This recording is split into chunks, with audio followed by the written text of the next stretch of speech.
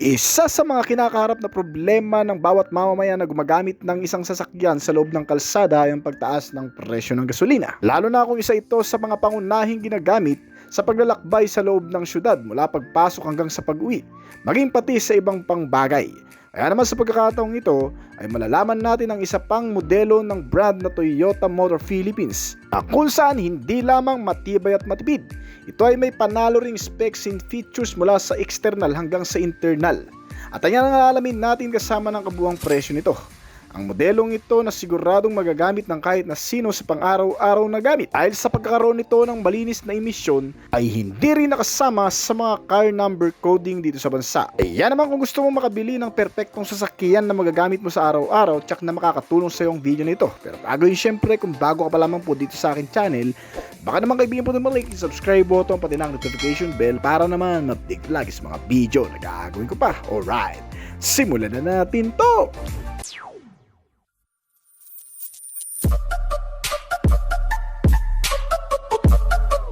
Toyota Corolla Cross.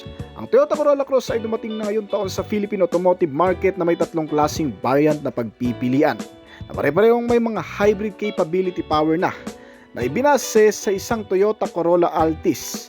Ang bagong crossover ay nagdadala ng mas mataas na sukat ngayon ng ground clearance at mas maluwag na interior base para sa 5 pasahero kumpara sa Altis sedan. Ito ay unang inilunsad noong pang year 2020 sa dalawang pagpipiliang variant pa noon na standard at hybrid variant.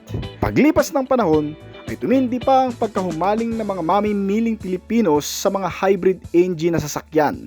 Kaya naman ngayon taon ay ginawa na rin itong purong hybrid na pagpipilian na sa bagong bersyon ngayon. Ging ang external na disenyo ay ginawang mas akit-akit at napaka-elegante. May mga bagong hugis ng ilaw at mas tumaas ang brightness, kaya mas magiging visible ito panigurado sa madidilim. Ang panibagong mga variant ay pinapangunahan ng Corolla Cross na 1.8G hybrid ECVT, habang ang mga sumunod na variant ay ang 1.8V hybrid ECVT at ang range topper na 1.8 GRS hybrid ECVT. Ito ay may mga premium na katangian mula sa loob at labas. May iisang hangarin para sa mamamayan ang makatipid sa pang-araw-araw na paggamit at magkaroon ng mas advanced na pananaw sa pamamagitan ng ilan pang mga makabagong inilagay sa modelong ito. Gaya ng malaking pagbabago sa external na disenyo, itong Corolla Cross ay nakakuha ng unique front ends bumper cover na mula sa Lexus car style design na mayroong honeycomb design radiator grille na naka-integrated na sa face bumper cover nito.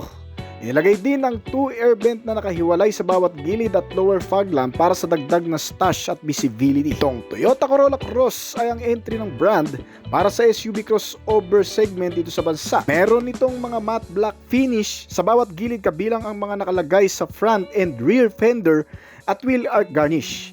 At sa likurang bahagi naman sa may rear bumper, makikita ang signature design na rear combination lamp system nito kasama ang malaking pad ng matte black at automatic na nabubuksan ang tailgate nito sa pamamagitan ng remote key system na automatic ding tumataas kung kinakailangan at kung may ipapasok ka sa bandang likuran. Bibigyan kahandaan itong crossover sa buong styling queue para sa terreno o anumang lupain. Dahil bukod pa dyan ay sinamahan pa ito ng makakapit na braking system at matitibay na klase ng mga suspensions. Gaya ng sport dampers na inilagay sa harap at sa likurang suspensions nito na may kasamang shock at coil spring. Ang bawat gulong ay nakakuha ng kabuuang sukat na 225/50R18 at naka-tubeless at alloy wheels na rin. At nilagyan pa ito ng mga disc type na braking system mula sa harap at likod. Kaya masasabi mong matibay at makapit at hindi tinipid. Itong bagong Toyota Corolla Cross ay pinapagana pa rin ng mapagkakatiwalaang makina nito na 1.8 liter gasoline engine na naka 4-cylinder 16 valve at dual overhead camshaft. Na ipinari sa isang ECVT type transmission nito na gumagawa ng 97 horsepower at 5,200 revolution per minute. Habang ang maximum torque naman ay nasa 142 Nm sa kada 3,600 revolution per minute. Sinamahan ito ng hybrid powertrain para sa dagdag na acceleration na kung pagsasamahin ito ay makakagawa talaga ng mas malakas na output level. Naaabot ng 120 horsepower at maximum torque na 142 Nm pa rin. Magiging matipid din ang konsumo ng fuel consumption nito. kaya mas makakatulong sa pang-araw-araw na gamit kahit pa sa mga city. Makakamit ang maging pinakamalakas na arangkada nito kahit pa sa mga paahon na kalsada, yung tipong nahihirapan madalas ang mga nakagasolina. Ang average na bilis ay umaabot ng 175 to 180 km per hour, samantalang ang average fuel consumption naman ay umaabot ng hanggang sa 20 to 24 km per liter. Itong Toyota Corolla Cross ay may fuel tank capacity naman na 36 liters. At kung tatanungin kung kailangan pa bang i-charge ang battery nito, ang sagot ay hindi na po kailangan, sapagkat nakakapag-generate na rin ito ng enerhiya sa pagtakbo pa lamang ng sasakyan sa tulong ng synchronous magnet motor system, at mas nakukumpleto ito sa mga pagbe-brake, pagpapreno o yung mga pag-ikot ng gulong, na kung saan nakukonvert sa charging power ng baterya nito. Kaya talagang mas gaganda rin ang performance pati na ang fuel economy. Ang makakagawa lang nito ay ang mga hybrid engine na gaya nito. Pagdating naman sa interior, itong Toyota Corolla Cross ay may mga komportabling upuan na rin para sa 5 tao na naka-leather at tela. May enjoy mo pa rin ang bawat biyahe sa pamamagitan ng air conditioning system na may kasamang auto climate control system.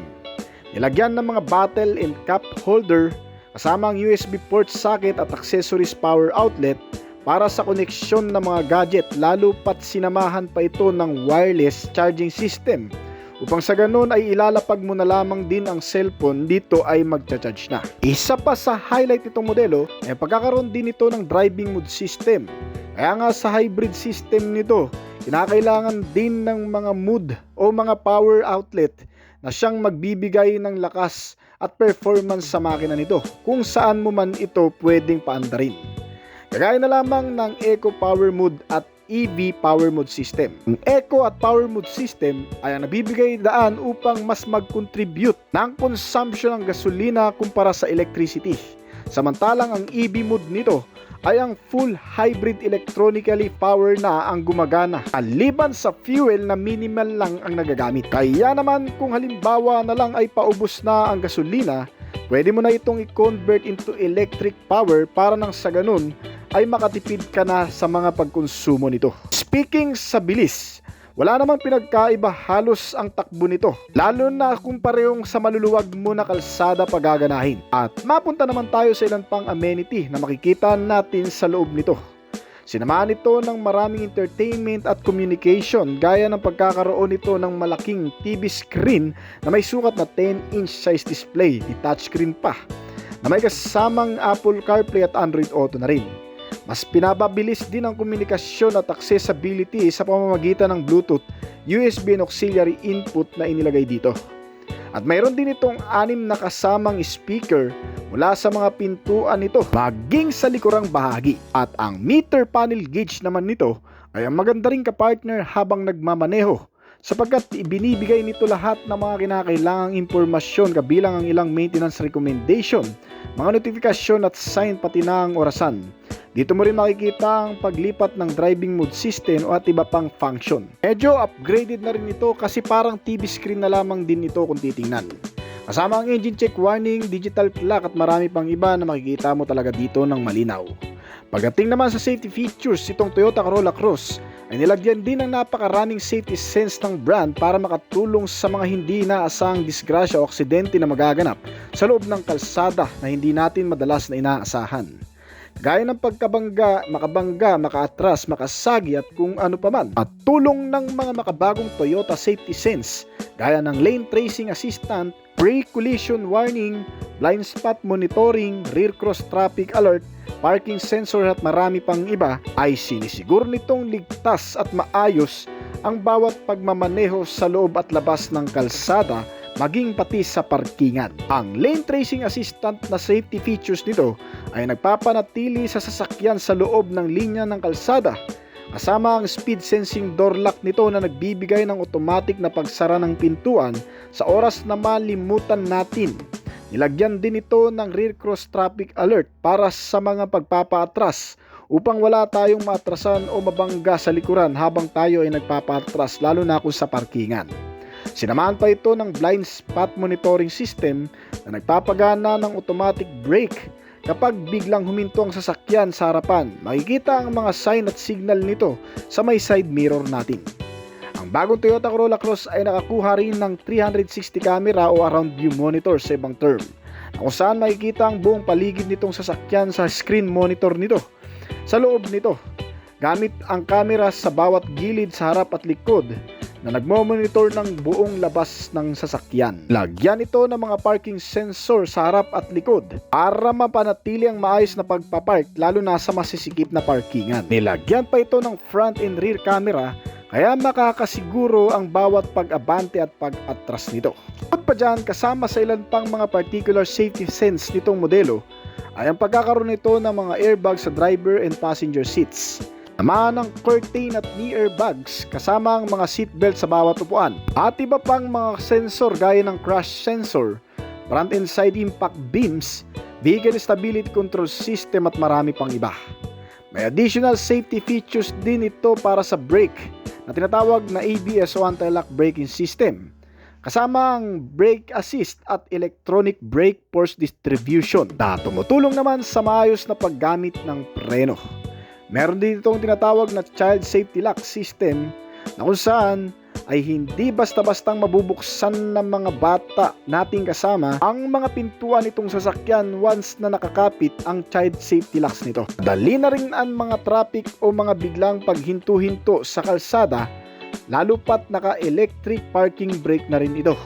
Hindi ka na magtataas at magbababa ng parking lever sapagkat dipindot na ito. Pagdating naman sa security features, itong Toyota Corolla Cross ay nilagyan din ng central locking, kasama ang power door lock, anti-theft alarm system, engine immobilizer system at anti-theft device, na kung saan mas makakatulong sa security purpose nito at upang hindi makarnap, mabadaling mapagana at mapasok ng kahit na sino man. Nilagyan din ito ng electric folding rear view mirror at ang mga ilaw na naka-LED type lighting system na. Meron itong maluwag na rear compartment base storage para sa mga bagahe at gamit, at may ilaw na rin ito dito para makita mo kahit sa madidilim. Pagdating naman sa kabuuang sukat, itong Toyota Corolla Cross ay mayroong haba na umabot ng 445.5 cm at kabuuang lapad na 182.5 cm.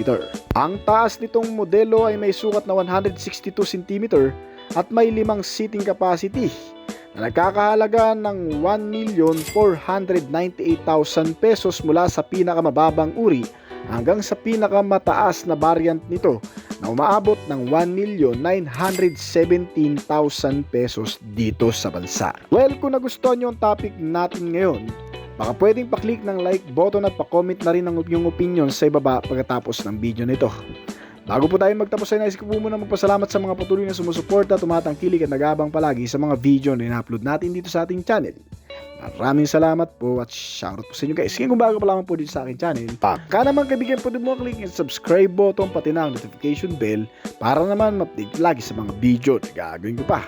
At syempre hintayin ko rin ang opinion at comment mo sa baba kung may mga katanungan ka tungkol sa video na ito. Huwag kang mahiyang mag-comment kaibigan upang nang sa ganun ay masagutan ko rin ng mga nais mo pang malaman at makuha rin ako ng idea mula sa iyo na magagamit ko sa aking mga susunod bang video na gagawin. This is Oblis Collection. Thank you!